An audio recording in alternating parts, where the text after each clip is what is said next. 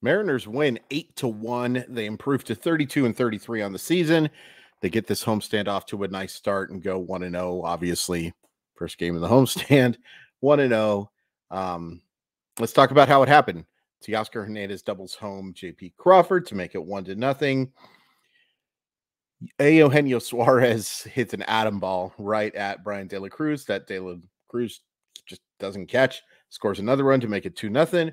Julio gets jammed, but singles into right to score Tom Murphy to make it 3-0 an inning later. And Ty France does a lot of damage with a 3-run blast to make it 6-0. Marlins do get one on a Nick Fortes homer, but the Mariners get a couple more back on homers, Eugenio Suarez and Tom Murphy, who had a really nice game today to make it 8-1. I don't know if there's any real negatives to talk about tonight. AJ Pollock is just not very good. I know he made a great catch not too long ago. By the way, 100% taking credit. As you know, no more facial hair. It's all me. It's all me. All the bad things come out when you apparently when you shave for the first time in a couple of weeks. Yeah, AJ Pollock is, I don't know. And Dylan Moore really struggled too. And in negatives. Yeah, let's talk about Bryce Miller. Bryce Miller was sensational tonight, and it was great to see. And here's the thing.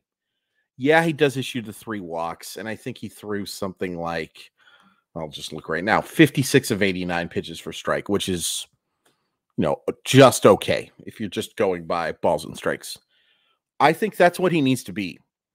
I think you need to see, you've heard the term effectively wild.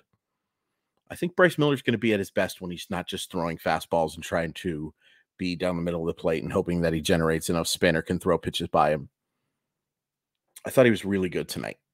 And it was great to see after how terrible he was over those last 2 starts. Now, is Miami the same as the New York and the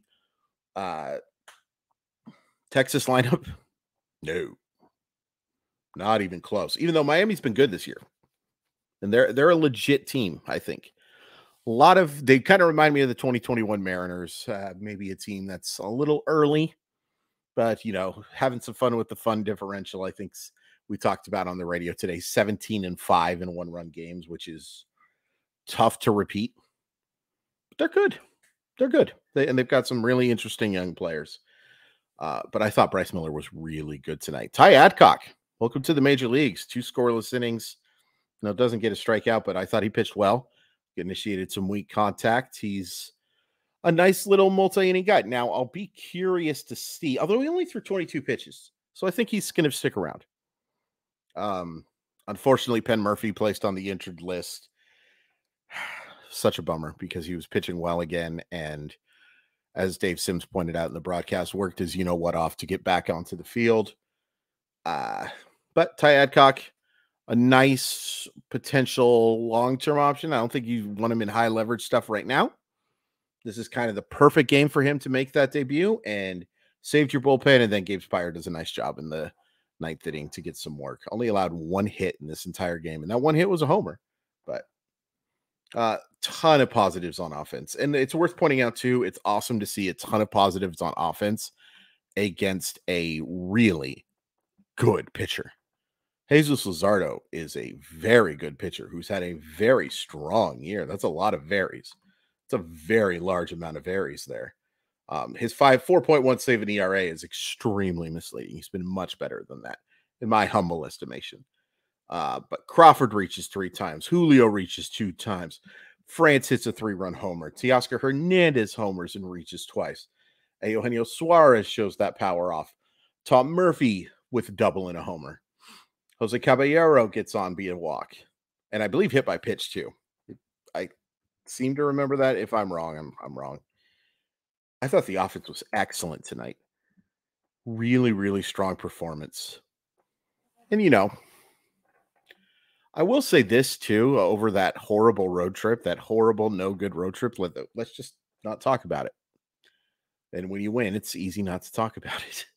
I thought the offense wasn't all that bad over that week. I mean, it wasn't great. We talked about go back, and there are inconsistent moments of the offense. The pitching stunk outside of one Luis Castillo start, and yeah, pretty much it. Some decent bullpen options, games, but the offense is playing better, and it's huge that Teoscar Hernandez is playing better. He's so important. Him and Suarez have to be better.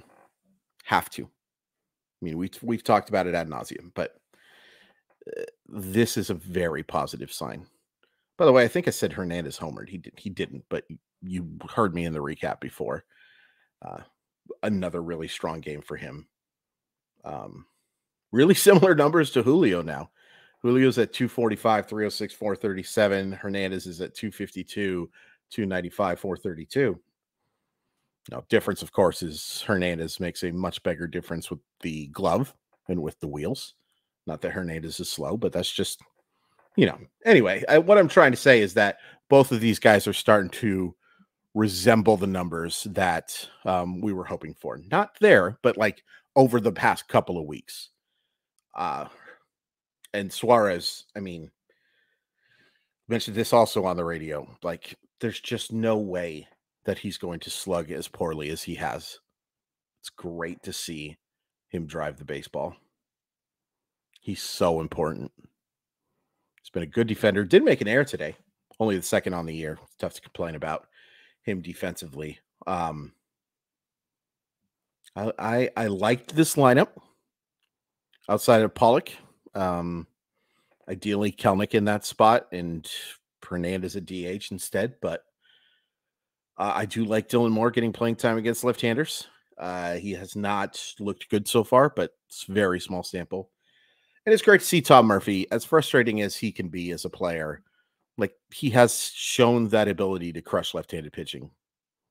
Right now, Cal's struggling. So getting a nice performance from your backstop is nice to see. Still want Cal Raleigh playing more often than not. I think he's such an underrated player, and I have all the faith in the world in him long term. But nice to see Tom Murphy do what he should do against left-handers. Good win. Good win and a cathartic win. It's nice to see after that. I just said we're not going to talk about it, but like after that road trip, how great is that to see? A nice 8-1 shellacking of a team that would be in the postseason right now. Now, you have fooled me before, Seattle Mariners of 2023. You have followed up wonderful performances with absolute words that I'm going to redact because they would be naughty words. Put it together. Put it together for more than one game. You have not shown me you can do that against anybody but Oakland and Colorado and St. Louis. Put it together for a couple of games, 3 games, 4 games. We talked about on Mollywhop Monday, and I'm going to promote the heck out of that just because I love that show, and I think it's good stuff. You can find the podcast. I'll link it. We talked about how like 4-2, is kind of the must here. Go 5-1. Go 6-0. Put together one of those win streaks. Nobody's asking you to win 14 straight games, but go 8-2. You went 7-3 over your last homestand. Why not go 5-1? Why not? It'd be really nice to see.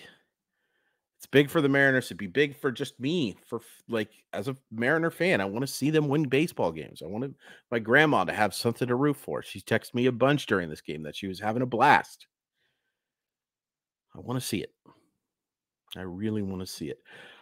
I get the impression sometimes that some people think I don't want the Mariners to win, and I cannot tell you how asinine that is.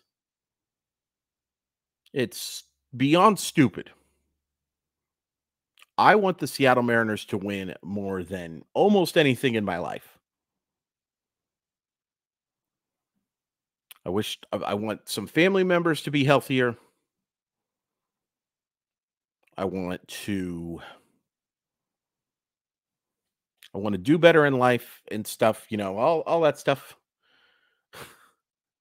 But the Seattle Mariners are a high priority for me, in part because of how much my grandma loves them and how awesome it would be to see them win something. Yeah, there seems to be this idea that like my negativity, which is just honesty in my personal opinion, means that I don't like the team. That's stupid.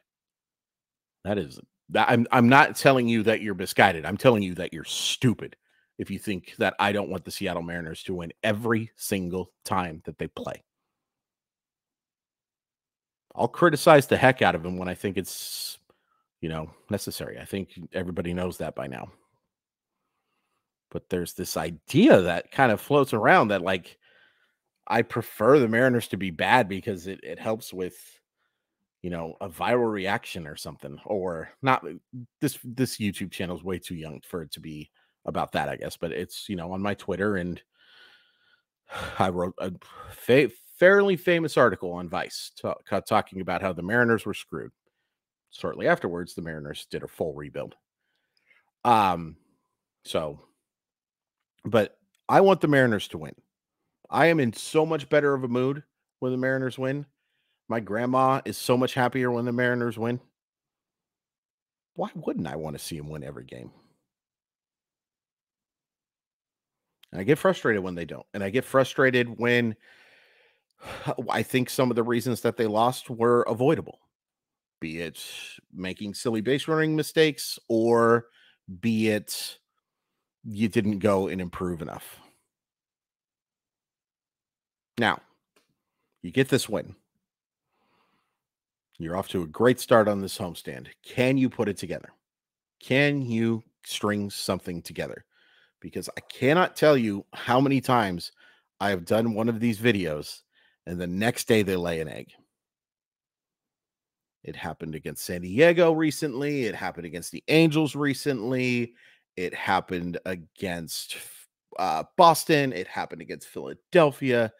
You play this complete game, and you quite often, unless you're playing Oakland. Shout out to Oakland, by the way.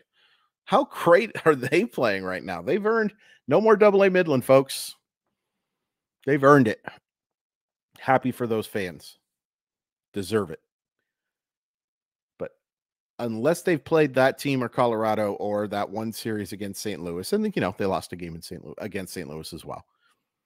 They have just not put in anything together. Can you do that? It's certainly talented enough a team for them to do that. There's no question about that. But they haven't played like they can do it in a while. Not too late, but this is here we go. Here we go. We are in the thick of things, folks. Interesting pitching matchup tomorrow. George Kirby looking to bounce back from his stoinker against Edward Cabrera, who there are just absolutely, Edward Cabrera, when he's at his best, looks like a future ace. And when he's at his worst, he looks like, why haven't they moved him to the bullpen yet? 80 strikeouts already in 63 innings, which is very good. 38 walks, 4.29 ERA. Mostly those 38 walks are, yeah. But it's another tough matchup for the offense. Handled this first one great. Let's see you do it twice in a row, Seattle Mariners. Let's see you do it twice in a row. Follow me on Twitter at Crawford_MILB. Follow the RotoWire Fantasy Baseball Podcast. Follow Sports Sometimes, my podcast. We're actually taking a 2-week break this time. I thought my guest needs another week, which is fine. I believe it's going to be my good buddy RotoPat, who is awesome. But, I try to do them every other week, but we'll still get 2 podcasts in for the month of June. And that's really what my goal is. Trying to monetize it, hopefully soon. But yeah, definitely check that out. You can find that anywhere podcasts are a thing. Good win. Fun win. Very, very, very fun win. Now, Seattle Mariners, Put it together. Put it together and do it again.